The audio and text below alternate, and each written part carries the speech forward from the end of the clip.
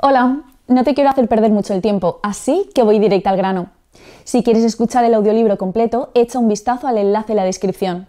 Podrás disfrutar de una prueba totalmente gratuita que te dará acceso a un amplio catálogo de audiolibros. Pero espera, que hay más. Por si todavía tienes dudas, a continuación te dejo con un pequeño fragmento del audiolibro. Disfrútalo. Oscuridad. El espacio dentro de la cueva se encogió aún más. Capítulo 1. ¡Lois Gregg! ¡Lois Gregg! El hombre pronunciaba Lois Gregg. El sol del atardecer arrojaba un resplandor anaranjado sobre el océano que se extendía delante de ella, de un azul profundo hasta donde se perdía la vista. Ese día en la playa había sido increíblemente caluroso, no obstante seguía ahí echada, incapaz de levantarse. Al principio no le hizo caso, se sentía pesada, lenta, aletargada por la vacuidad interior. «¡Es una emergencia!», gritó el hombre. «¡Un asunto familiar! ¡Por favor, venga al teléfono!». Mientras se acercaba a ella por el borde del agua, iba dejando huellas de pisadas sobre la arena húmeda. Respiraba con dificultad, casi sin aliento. Cuando sus palabras calaron por fin, ella se volvió alarmada. «¿Qué dice? ¿Qué pasa?». Él le tendió la mano como si tuviera intenciones de levantarla de la pequeña toalla que Louise había traído de la habitación del hotel. «¡Venga, por favor!», repitió él con voz chillona. Giró y atravesó la calle corriendo de regreso al hotel, donde se habían instalado puestos de comida entre los coches aparcados. Los scúteres pasaban por ahí día y noche y hacían ruido, pero ahora Louise era incapaz de oírlos mientras corría tras el hombre a través de la pequeña abertura entre las palmeras. Louise no habría escogido Tailandia, pero todos hicieron un trato cuando ella se tomó el permiso de 6 meses para viajar. Cada uno escogería el lugar que quería conocer. Habían comenzado por México, la elección de su hijo adoptivo, Jonas. Después de explorar las ruinas mayas, habían viajado por Suramérica, África y la India. Llevaban 4 meses rodando. Una pequeña familia doble. Louise y Jonas, Ike y Stephanie. En la recepción, el hombre llevó a Louise a un escritorio detrás del mostrador, donde la esperaba el teléfono.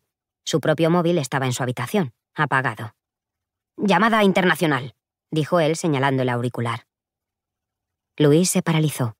Últimamente había hecho todo lo posible para bajar las cortinas del mundo cotidiano, y esta llamada estaba, ahora, a punto de confrontarla otra vez con su realidad. Se hundió en la silla a un lado de la mesa, mientras el hombre cogía el auricular y se lo ponía en la mano. Ella se lo llevó a la oreja y habló en voz baja. «Hola». «Se trata de Mikkel». Apenas reconoció la voz de su padre. «Intentó suicidarse. Está en el hospital en Roskilde, y nosotros estamos aquí con él». Hizo una pausa y respiró profunda y temblorosamente. «No saben si sobrevivirá. Creo que deberías volver a casa». Mikkel. Su hermano era 2 años y medio menor que ella. Eran cercanos, aunque no tanto como lo habrían sido, de haberse quedado Louise en el centro de Selandia, en vez de haber huido a Copenhague después de la muerte de Klaus.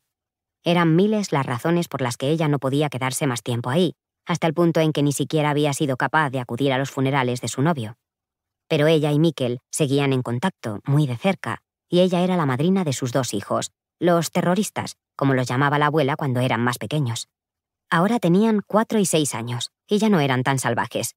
Christine, por lo menos. Melte seguía siendo un poco indócil, pero Louise sentía debilidad por ese sobrino, si bien los niños gritones que corren por las casas no eran precisamente su plato favorito. «Voy enseguida». Apenas fue capaz de soltar el auricular cuando se despidió. Su Mikkel, quien había asistido al funeral de Klaus y había colocado por ella una rosa en el féretro. El hermano cuyo mundo se había venido abajo cuando la esposa lo dejó con 2 pequeños, una casa en Auste y facturas que no podía pagar. El que había cogido un trabajo adicional como repartidor y conducía por todo el país cuando no estaba trabajando en la sección de repuestos de Volvo en Roskilde. Eso había durado casi 1 año, hasta que Trine volvió. Desde entonces, él parecía genuinamente feliz. En muchas ocasiones, Louise llegó a pensar que la marcha de Trine había sido lo mejor que les podía haber ocurrido, porque ahora parecían más cercanos que nunca. Había entre ellos una atmósfera de paz, como si se sintieran más cómodos con lo que tenían en común. En el tiempo en que su cuñada estuvo apartada de la familia, Louise no pensó gran cosa en ella, pero eso había quedado atrás.